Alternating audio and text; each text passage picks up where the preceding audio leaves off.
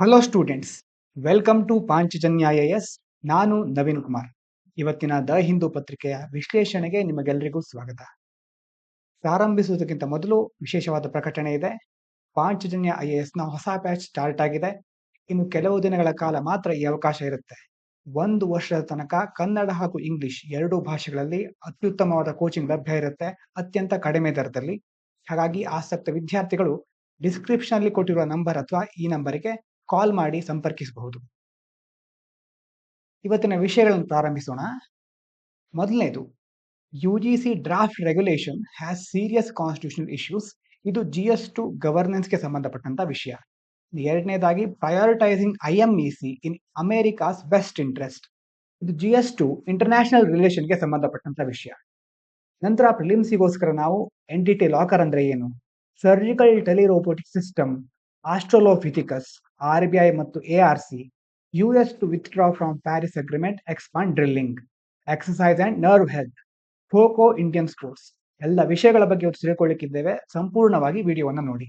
ಕೊನೆಯದಾಗಿ ವೊಕ್ಯಾಬ್ಯುಲರಿ ಹಾಗೂ PYQ ಅನ್ನು ಸಹ ಡಿಸ್ಕಸ್ ಮಾಡ್ಲಿಕ್ಕಿದ್ದೇವೆ. ಕೆಲವರು ಕನ್ನಡದಲ್ಲಿ PDF ಇದ್ರೆ ಚೆನ್ನಾಗಿರ್ತಿತ್ತು ಅಂತ ಹೇಳ್ತಾ ಇದ್ರಿ. ಆದ್ರೆ ನಾವು ಬೇಕು ಅಂತಲೇ ಇದನ್ನ ಇಂಗ್ಲಿಷ್ ನಲ್ಲಿ ಇಟ್ಟಿದ್ದೇವೆ. ಯಾಕಂದ್ರೆ ಎಷ್ಟೋ ಕನ್ನಡ ವಿದ್ಯಾರ್ಥಿಗಳು ಇಂಗ್ಲಿಷ್ ಅನ್ನ ಕಲೀಲಿಕ್ಕೆ ಹೋಗೋದಿಲ್ಲ. ಇದರಲ್ಲಿ ನಾವು ಸಿಂಪಲ್ ಆಗಿರೋ ಇಂಗ್ಲಿಷ್ ಅನ್ನ ಬಳಸ್ತಾ ಇದ್ದೇವೆ. ಮತ್ತೆ ಎಷ್ಟೋ ಎಕ್ಸಾಮ್ಗಳಲ್ಲಿ ನಿಮ್ಗೆ ಕನ್ನಡದ ಪ್ರಶ್ನೆಗಳು ಅರ್ಥ ಆಗದೆ ಇದ್ರೆ ಇಂಗ್ಲಿಷ್ ಅನ್ನ ರೆಫರ್ ಮಾಡಿ ಅಂತ ಕೊಟ್ಟಿರ್ತಾರೆ. ಹಾಗಾಗಿ ನೀವು ಇಂಗ್ಲಿಷ್ ಶಬ್ದಗಳನ್ನ ತಿಳ್ಕೊಂಡಿರ್ಲೇಬೇಕಾಗತ್ತೆ. ಹಾಗಾಗಿ PDF ಅನ್ನ ಇಂಗ್ಲಿಷ್ ನಲ್ಲೇ ಇಡ್ತಾ ಇದ್ದೇವೆ. ದಯವಿಟ್ಟು ಸಹಕರಿಸಿ. ಮೊದಲನೇ ವಿಷಯ, UGC's draft regulation has serious constitutional issues. UGC ಒಂದು ಡ್ರಾಫ್ಟ್ ರೆಗ್ಯುಲೇಷನ್ ಅಂತಂದ್ರೆ ನಿಯಂತ್ರಕ ವ್ಯವಸ್ಥೆ ಅಂತ ಹೇಳ್ಬಹುದು. ಕೆಲವೊಂದು ರೂಲ್ಸ್ ಗಳನ್ನ ತಂದಿದೆ UGC. ಡ್ರಾಫ್ಟ್ ಅಲ್ಲಿ ಏನಿದೆ ಹಾಗಾದ್ರೆ, ಯಾಕೆ ಕೆಲವೊಂದು ಇಶ್ಯೂ ಹೇಳ್ತಾ ಇದೆ ಇದರಿಂದ ಅಂತ ನೋಡೋಣ. University grant commission has proposed a draft regulation to change how vice chancellors are selected and appointed in universities. ಬೇರೆ ಬೇರೆ ಯೂನಿವರ್ಸಿಟಿಗಳಿಗೆ ವೈಸ್ ಚಾನ್ಸಲರ್ಗಳು ಹೇಗೆ ಸೆಲೆಕ್ಟ್ ಆಗ್ತಾರೆ, ಅವರ ಎಲಿಜಿಬಿಲಿಟಿ ಏನು ಅನ್ನೋದ್ರ ಬಗ್ಗೆ ಕೆಲವೊಂದು ಡ್ರಾಫ್ಟ್ ರೆಗ್ಯುಲೇಷನ್ ಗಳನ್ನ UGC ಹೊರಗೆ ತಗೊಂಡು ಬಂದಿದೆ. This has sparked opposition from the several non BJP state government. ಈ ಒಂದು ರೆಗ್ಯುಲೇಷನ್ ಗಳಿದೆಯಲ್ವಾ, ಇದರ ಕುರಿತಾಗಿ ಎಷ್ಟೋ ವಿರೋಧ ಪಕ್ಷಗಳು ಅದರ ವಿರುದ್ಧ ಮಾತನಾಡ್ತಿವೆ, ಮುಖ್ಯವಾಗಿ BJP ಅಧಿಕಾರ ಇಲ್ಲದೆ ಇರೋ ರಾಜ್ಯಗಳಲ್ಲಿ. Which argue that it violates federal principles and undermines state authority over higher education.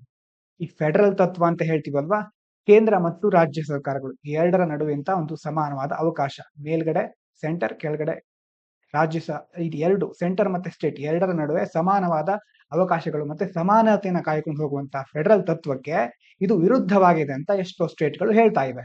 ಮುಖ್ಯವಾಗಿ ಈ ಹೈಯರ್ ಎಜುಕೇಶನ್ ವಿಷಯದಲ್ಲಿ ಈಗ ಸೆಂಟರ್ ಮೂಗು ತೂರಿಸ್ತಾ ಇದೆ ಅನ್ನೋದು ಹಲವಾರು ವಿರೋಧ ಪಕ್ಷಗಳ ವಾದ.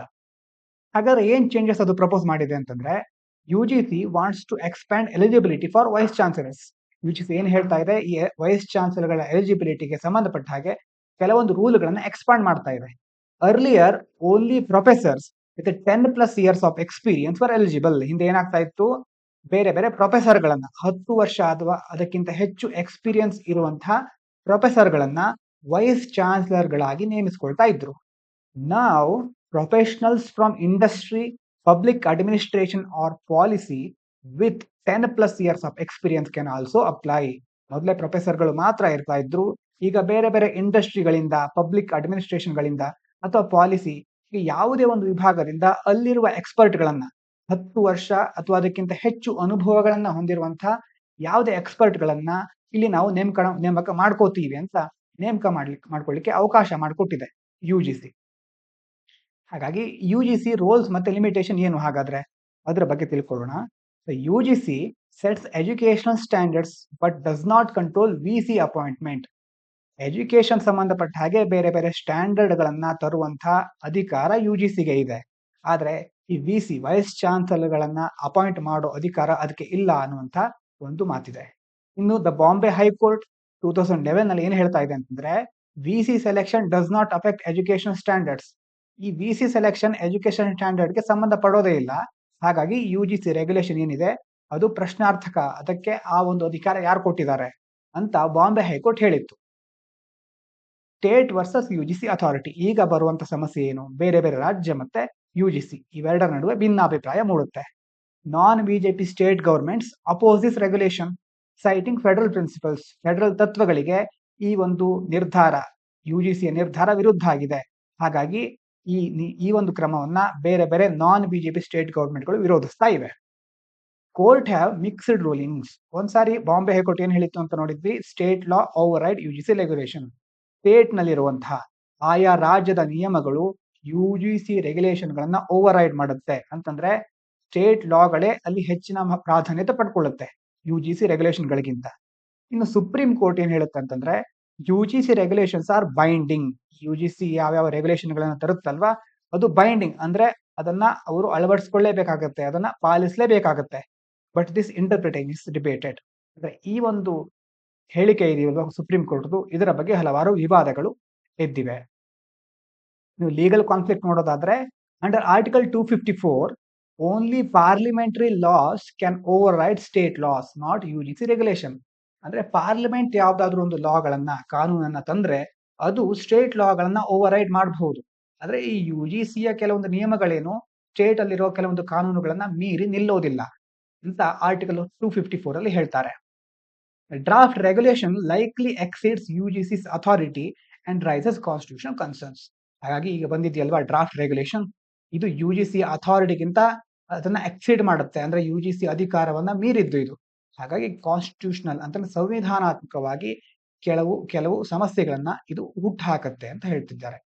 ಹಾಗಾಗಿ balanced approach is needed to respect both UGC's role and state autonomy. ಮುಖ್ಯವಾಗಿ ರಾಜ್ಯಗಳಿಗೂ ಸ್ವಾತಂತ್ರ್ಯ ಇರಬೇಕು, ಅದೇ ರೀತಿ ಯುಜಿಸಿಯ ಪಾತ್ರ ಏನು ಇದರಲ್ಲಿ ಅನ್ನೋದನ್ನ ಸ್ಪಷ್ಟವಾಗಿ ನಾವು ಬ್ಯಾಲೆನ್ಸ್ ಮಾಡಬೇಕಾಗುತ್ತೆ. ಆಗ ಈ ಸಮಸ್ಯೆ ಪರಿಹಾರ ಆಗಬಹುದು ಅಂತ ಹೇಳ್ತಿದ್ದಾರೆ. ಇನ್ನು ಎರಡನೇದಾಗಿ ಪ್ರಯಾರಿಟೈಸಿಂಗ್ IMEC America's best interest. IMEC ಅಂತಂದ್ರೆ ಏನು? India Middle East Europe economic corridor. ಈ ಕಡೆ ಮ್ಯಾಪ್ ಇದೆ ನೋಡಿ, ಇಂಡಿಯಾ ಇಲ್ಲಿದೆ, ಮಿಡಲ್ ಈಸ್ಟ್ ಇಲ್ಲಿದೆ, ಯುರೋಪ್ ಇಲ್ಲಿದೆ. ಈಗ ಒಂದು ಎಕನಾಮಿಕ್ ಕಾರಿಡಾರ್ ಅನ್ನ ತಯಾರಿಸ್ತಾ ಇದ್ದಾರೆ. ಇಲ್ಲಿ ಟ್ರೇಡ್ ಈ ತರ ಆಗ್ಲಿಕ್ಕೆ ಹೆಲ್ಪ್ ಆಗುತ್ತೆ. ಅದು it's a new trade and connectivity project connecting India, Middle East and Europe. India ಮತ್ತೆ ಮಿಡಲ್ ಈಸ್ಟ್ ಹಾಗೂ ಯುರೋಪ್ ಅನ್ನ ಇದು ಕನೆಕ್ಟ್ ಮಾಡುತ್ತೆ. US is also supporting this. ಆಶ್ಚರ್ಯ ಏನು, ಯುಎಸ್ ಸಹ ಇದನ್ನ ಸಪೋರ್ಟ್ ಮಾಡ್ತಾ ಇದೆ. ಯುಎಸ್ ಮತ್ತೆ ಇಂಡಿಯಾ ರಿಲೇಶನ್ಶಿಪ್ ಅನ್ನ ನೋಡೋದಾದ್ರೆ it has grown stronger since the 1990s. 1990ರ ನಂತರ ಹೆಚ್ಚು ಅದು ಬಲವರ್ಧಿತ ಆಯಿತು. Focusing on economic growth, security and democracy. ಮುಖ್ಯವಾಗಿ ಆರ್ಥಿಕ ಬೆಳವಣಿಗೆ, ಸುರಕ್ಷತೆ ಹಾಗೂ ಡೆಮೋಕ್ರಸಿಯನ್ನು ಫೋಕಸ್ ಆಗಿಟ್ಕೊಂಡು ಭಾರತ ಹಾಗೂ ಅಮೆರಿಕಾದ ಸಂಬಂಧ ಬಲಗೊಳ್ತಾ ಹೋಯಿತು. ಇನ್ನು IMEC strengthens this partnership by boosting trade and regional stability. IMEC ಇಂದ ಏನಾಗುತ್ತೆ, ಬೇರೆ ಬೇರೆ ದೇಶಗಳ ನಡುವಿನ ಪಾರ್ಟ್ನರ್ಶಿಪ್ ಮತ್ತೆ ರೀಜನಲ್ ಸ್ಟೆಬಿಲಿಟಿ, ಆ ಒಂದು ಪ್ರದೇಶದಲ್ಲಿ ಸ್ಟೆಬಿಲಿಟಿ ಹೆಚ್ಚಾಗುತ್ತೆ. What is IMEC? Launched in 2023. 2023 ಇದನ್ನು ಲಾಂಚ್ ಮಾಡಿದ್ದಾರೆ. ಇಂಡಿಯಾ, ಮಿಡಲ್ ಈಸ್ಟ್, ಯುರೋಪ್ ಅನ್ನ ಕನೆಕ್ಟ್ ಮಾಡುತ್ತೆ. Focuses on railways, shipping, digital connectivity and energy grids. ಮುಖ್ಯವಾಗಿ ರೈಲ್ವೆ ಮತ್ತೆ ಶಿಪ್ಪಿಂಗ್ ಅಂದ್ರೆ ಮಾರಿಟೈಮ್ ಅಥವಾ ಸಮುದ್ರಯಾನ, ಡಿಜಿಟಲ್ ಕನೆಕ್ಟಿವಿಟಿ ಮತ್ತೆ ಎನರ್ಜಿ ಗ್ರಿಡ್ ಗಳನ್ನ ಇದು ಮುಖ್ಯವಾಗಿ ಕನ್ಸಿಡರ್ ಮಾಡುತ್ತೆ. Aims to reduce trade cost.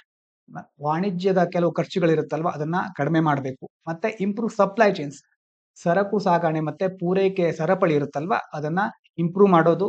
Boost economic ties, ಬೇರೆ ಬೇರೆ ದೇಶಗಳ ನಡುವೆ ಆರ್ಥಿಕ ಸಂಬಂಧವನ್ನ ಅಭಿವೃದ್ಧಿಗೊಳಿಸೋದು. ಇದು ಮುಖ್ಯವಾಗಿ ಇದರ ಉದ್ದೇಶ. Why the US should support IMEC? ಈಗ ಯಾಕೆ ಅಮೆರಿಕ ಇದನ್ನ ಸಪೋರ್ಟ್ ಮಾಡ್ತಾ ಇದೆ ಅಂತಂದ್ರೆ provides an alternative to China's BRI. BRI ಅಂತಂದ್ರೆ belt and road initiative. China ಮೊದಲಿಂದ ಇಡೀ ಜಗತ್ನಲ್ಲಿ ತನ್ನ ಪ್ರಾಧಾನ್ಯತೆಯನ್ನು ಸ್ಥಾಪಿಸಿಕೊಳ್ಳಲಿಕ್ಕೆ ಬೇರೆ ಬೇರೆ ಇನಿಷಿಯೇಟಿವ್ ಗಳನ್ನ ಕೈಗೊಳ್ತಾ ಇದೆ. ಚೈನಾ ಇಲ್ಲಿದೆ ಅಂತಾದ್ರೆ ಭಾರತದ ಸುತ್ತ ಮತ್ತೆ ಬೇರೆ ಬೇರೆ ಪ್ರದೇಶಗಳಲ್ಲಿ, ಹಿಂದೂ ಮಹಾಸಾಗರದಲ್ಲಿ ಮತ್ತೆ ಯುರೋಪ್, ಎಲ್ಲ ರಷ್ಯಾದ ಮೂಲಕ, ಹೀಗೆ ಬೇರೆ ಬೇರೆ ಕಡೆಗಳಲ್ಲಿ ಇಡೀ ಜಗತ್ನಲ್ಲಿ ತನ್ನ ಸ್ವಾಧೀನತೆಯನ್ನ, ಜಗತ್ತಿನಲ್ಲಿ ತನ್ನ ಸಾರ್ವಭೌಮತೆಯನ್ನ ಇಟ್ಕೊಳ್ಳಿಕ್ಕೆ ಚೈನಾ ಹೊಸ ಹೊಸ ಇನಿಷಿಯೇಟಿವ್ ಗಳನ್ನ ಕೈಗೊಳ್ತಾ ಇದೆ. ಇದು ಅಮೆರಿಕಕ್ಕೆ ಇದು ತಲೆನೋವಾಗಿದೆ. ಹಾಗಾಗಿ ಈ ಒಂದು ಐಎಂಇಸಿಯು ಸಹ ಚೈನಾದ ಬದಲು ಬೇರೆ ಒಂದು ಇನಿಷಿಯೇಟಿವ್ ಆಗಿರೋದ್ರಿಂದ ಅಮೆರಿಕ ಇದಕ್ಕೆ ಸಪೋರ್ಟ್ ಮಾಡ್ತಾ ಇದೆ. ಚೈನಾ ಏನೇ ಮಾಡಿದ್ರು ಅದಕ್ಕೆ ವಿರುದ್ಧವಾಗಿ ಏನಾದ್ರೂ ಆಗುತ್ತೆ ಅಥವಾ ಅದಕ್ಕೆ ಹೊರತುಪಡಿಸಿ ಬೇರೆ ಏನಾದ್ರು ಆದ್ರೆ ಅದಕ್ಕೆ ಖಂಡಿತ ಅಮೆರಿಕ ಸಪೋರ್ಟ್ ಮಾಡ್ತಾ ಹೋಗುತ್ತೆ. It secures open trade routes, energy resources and tech innovation. ಇದರಿಂದ ಏನಾಗುತ್ತೆ, ಓಪನ್ ಟ್ರೇಡ್ ಅಂದ್ರೆ ಮುಕ್ತವಾಗಿ ವಾಣಿಜ್ಯದ ಕೆಲವೊಂದು ದಾರಿಗಳು ತೆರೆದುಕೊಳ್ಳುತ್ತೆ. ಎನರ್ಜಿ ರಿಸೋರ್ಸ್ಗಳು ಅಂತಂದ್ರೆ ಶಕ್ತಿಯ ಬೇರೆ ಬೇರೆ ಸಂಪನ್ಮೂಲಗಳನ್ನ ಮತ್ತೆ ಟೆಕ್ ಇನೋವೇಷನ್ಗಳನ್ನ ಇದರಿಂದ ನಾವು ಸಾಧಿಸಲಿಕ್ಕೆ ಸಾಧ್ಯ ಆಗುತ್ತೆ. ಹೆಲ್ಪ್ಸ್ ಅಮೆರಿಕನ್ ಬಿಸ್ನೆಸಸ್ ಎಕ್ಸ್ಪಾಂಡ್ ಇನ್ ಕೀ ರೀಜನ್ಸ್. ಅಮೆರಿಕಕ್ಕೆ ಇನ್ನೊಂದು ಲಾಭ ಇದೆ. ಇಂತಹ ಮುಖ್ಯ ಪ್ರದೇಶಗಳಲ್ಲಿ ಅಮೆರಿಕಾದ ಬೇರೆ ಬೇರೆ ಬಿಸ್ನೆಸ್ ಗಳನ್ನ ಎಕ್ಸ್ಪಾಂಡ್ ಮಾಡ್ಲಿಕ್ಕೆ ಸಾಧ್ಯ ಆಗುತ್ತೆ. ಚಾಲೆಂಜಸ್ ಇದೆ ಆದ್ರೆ ಕೆಲವೊಂದು. Requires huge infrastructure investment and cooperation. ಈಗ ಇಷ್ಟು ದೊಡ್ಡ ಪ್ರದೇಶದಲ್ಲಿ ಇದು ನಡೀತಾ ಇದೆ ನೋಡಿ. ಭಾರತದಿಂದ ಯುರೋಪ್ ಇಲ್ಲಿ ತನಕ ಹೋಗ್ಬೇಕಾದ್ರೆ ಮಿಡ್ಲ್ ಈಸ್ಟ್ ಮಿಡ್ಲ್ ಅಲ್ಲಿ ಇದೆ. ಇಲ್ಲಿಂದ ಇಲ್ಲಿ ತನಕ ಹೋಗ್ಬೇಕಾದ್ರೆ ಅದಕ್ಕೆ ಎಷ್ಟು ಇನ್ವೆಸ್ಟ್ಮೆಂಟ್ ಮತ್ತೆ ಇನ್ಫ್ರಾಸ್ಟ್ರಕ್ಚರ್ ಬೇಕಾಗುತ್ತಲ್ವಾ. ಹಾಗಾಗಿ ಅದಕ್ಕೆ ದೊಡ್ಡ ಮಟ್ಟದ ಖರ್ಚು ಬೇಕಾಗುತ್ತೆ. ಮತ್ತೆ ಮಿಡ್ಲ್ ಅಲ್ಲಿ ಬರುವಂತಹ ಎಲ್ಲಾ ದೇಶಗಳು ಕೋಆಪರೇಟ್ ಮಾಡಬೇಕಾಗುತ್ತೆ. Countries and private companies must align interest for success. ಬೇರೆ ಬೇರೆ ಪ್ರೈವೇಟ್ ಕಂಪನಿಗಳು ಮತ್ತೆ ಬೇರೆ ಬೇರೆ ದೇಶಗಳು ಏನು ಈ ಒಂದು ಯೋಜನೆಯ ಜೊತೆ ಅಲೈನ್ ಆಗಿರ್ಬೇಕು. ಅವರು ಸಹ ಇದಕ್ಕೆ ಕೈ ಜೋಡಿಸಬೇಕು. ಆಗ ಮಾತ್ರ ಇದು ಸಕ್ಸಸ್ ಆಗಲಿಕ್ಕೆ ಸಾಧ್ಯ. Role of other countries. ಬೇರೆ ದೇಶಗಳ ಪಾತ್ರ ಏನಿದ್ರಲ್ಲಿ? France, Greece, Italy, UAE, Saudi Arabia ಎಲ್ಲವೂ ಸಹ ಇದಕ್ಕೆ ಸಪೋರ್ಟ್ ಮಾಡ್ತಾ ಇವೆ. Iraq and Turkey also forming trade ties to complement IMEC. Iraq ಮತ್ತೆ ಟರ್ಕಿ ಸಹ ಟ್ರೇಡ್ ಟೈಗಳನ್ನ ಮಾಡಿಕೊಂಡು ಈಗ IMEC ಗೆ ಸಪೋರ್ಟ್ ಮಾಡ್ತಾ ಇವೆ. Benefits for India. ಭಾರತಕ್ಕೆ ಟ್ರೇಡ್ ಕಾಸ್ಟ್ಗಳು ಕಡಿಮೆ ಆಗುತ್ತೆ. ಲಾಜಿಸ್ಟಿಕ್ಸ್ ಇಂಪ್ರೂವ್ ಆಗುತ್ತೆ. ಅಂದ್ರೆ ಸರಕು ಸಾಗಣೆ ವ್ಯವಸ್ಥೆ ಇನ್ನಷ್ಟು ಬಲಗೊಳ್ಳುತ್ತೆ. And attracts foreign investment. ವಿದೇಶಿ ಹೂಡಿಕೆಗಳು ಹೆಚ್ಚಾಗ್ತಾ ಹೋಗುತ್ತೆ. Reduces dependence on key routes like Suez canal. ಮುಖ್ಯವಾಗಿ ಸುಯೆಜ್ ಕೆನಾಲ್ ನಂತಹ ಕೆಲವೊಂದು ರೂಟ್ಗಳ ಮೇಲಿನ ಡಿಪೆಂಡೆನ್ಸಿ ಕಡಿಮೆ ಆಗುತ್ತೆ. Strengthens ties with West Asia and Europe. ಮುಖ್ಯವಾಗಿ ಬೇರೆ ಬೇರೆ ಪಶ್ಚಿಮ ಏಷ್ಯಾದ ದೇಶಗಳ ಜೊತೆ ಮತ್ತೆ ಯುರೋಪ್ನ ಜೊತೆ ಭಾರತಕ್ಕಿರುವ ಸಂಬಂಧ ಇನ್ನಷ್ಟು ವೃದ್ಧಿಯಾಗುತ್ತೆ. ಇನ್ನು ಎನ್ವೈರ್ಮೆಂಟಲ್ ಇಂಪ್ಯಾಕ್ಟ್ ನೋಡೋದಾದ್ರೆ green hydrogen clean energy goals ಗಳನ್ನ ಇದು ಸಪೋರ್ಟ್ ಮಾಡುತ್ತೆ. ಅಂದ್ರೆ ಮುಖ್ಯವಾಗಿ ಹಸಿರು ಹೈಡ್ರೋಜನ್ ಮತ್ತೆ ಪರಿಸರಕ್ಕೆ ಸ್ನೇಹಿಯಾದ ಹಲವಾರು ಎನರ್ಜಿ ರಿಸೋರ್ಸ್ ಗಳನ್ನ ನಾವು ಇದರಿಂದ ಪಡ್ಕೋಬಹುದು. ಅದಕ್ಕೆ ಇನ್ನಷ್ಟು ಪುಷ್ಟಿ ಸಿಗುತ್ತೆ. Collaboration with Germany and Japan can Boost green tech jobs. ಮುಖ್ಯವಾಗಿ ಜರ್ಮನಿ ಮತ್ತೆ ಜಪಾನ್ ಇದೆರಡು ಕೊಲಾಬರೇಟ್ ಆದ್ರೆ ಗ್ರೀನ್ ಟೆಕ್ ಜಾಬ್ಸ್ ಅಂದ್ರೆ ಪರಿಸರ ಸ್ನೇಹಿ ಟೆಕ್ನಿಕಲ್ ಜಾಬ್ಸ್ ಗಳು ಅಥವಾ ಅದಕ್ಕೆ ಸಂಬಂಧಪಟ್ಟ ಹೊಸ ಹೊಸ ಉದ್ಯೋಗಗಳಿಗೆ ಹೆಚ್ಚು ಪುಷ್ಟಿ ಸಿಗುತ್ತೆ. ಕನ್ಕ್ಲೂಷನ್ ನೋಡೋದಾದ್ರೆ India and the US must lead IMEC to reshape regional trade. ಮುಖ್ಯವಾಗಿ ಈ ಒಂದು ರೀಜನ್ ನಲ್ಲಿ ಆಗುವಂತಹ ಬೇರೆ ಬೇರೆ ಟ್ರೇಡ್ ಇರುತ್ತಲ್ವ, ವಾಣಿಜ್ಯ ವ್ಯವಹಾರಗಳನ್ನ ಅದನ್ನ ರೀಶೇಪ್ ಮಾಡಲಿಕ್ಕೆ ಭಾರತ ಹಾಗೂ US ಮುಖ್ಯವಾಗಿ ಮುಂದಾಗಬೇಕು. Strong US support can ensure economic, diplomatic and environmental success. ಈಗ ಒಂದು ವೇಳೆ US ತುಂಬಾ ಚೆನ್ನಾಗಿ ಸಪೋರ್ಟ್ ಮಾಡ್ತಾ ಇದೆ ಅಂತಾದ್ರೆ ಎಕನಾಮಿಕ್ ಅಂದ್ರೆ ಆರ್ಥಿಕ ಹಾಗೂ ಡಿಪ್ಲೊಮ್ಯಾಟಿಕ್ ರಾಜತಾಂತ್ರಿಕವಾಗಿ ಮತ್ತೆ ಎನ್ವೈರ್ಮೆಂಟಲ್ ಪರಿಸರಕ್ಕೆ ಸಂಬಂಧಪಟ್ಟ ಹಾಗೆ ನಾವು ಇದರಲ್ಲಿ ಸಕ್ಸಸ್ ಅನ್ನ ಕಾಣಬಹುದು.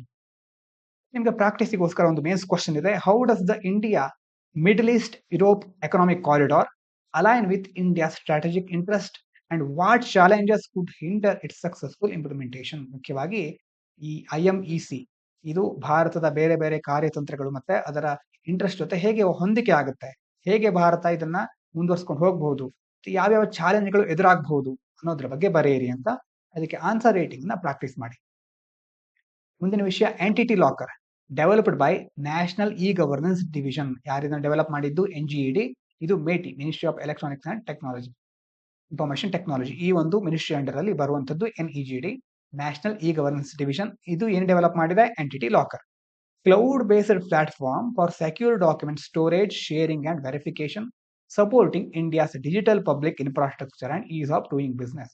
ಮುಖ್ಯವಾಗಿ ಒಂದು ಕ್ಲೌಡ್ ನಲ್ಲಿ ಅಂತಂದ್ರೆ ಬೇರೆ ಕಡೆ ಇದನ್ನ ಕ್ಲೌಡ್ ಅಂತ ನಿಮ್ಗೆ ಗೊತ್ತಿರಬಹುದು. ನಮ್ಮ ಕಂಪ್ಯೂಟರ್ ಅಲ್ಲ, ಬೇರೆ ಒಂದು ಪ್ರದೇಶದಲ್ಲಿ ನಮ್ಮ ಡೇಟಾವನ್ನ ಡಾಕ್ಯುಮೆಂಟ್ ಗಳನ್ನ ಸ್ಟೋರ್ ಮಾಡಬಹುದು.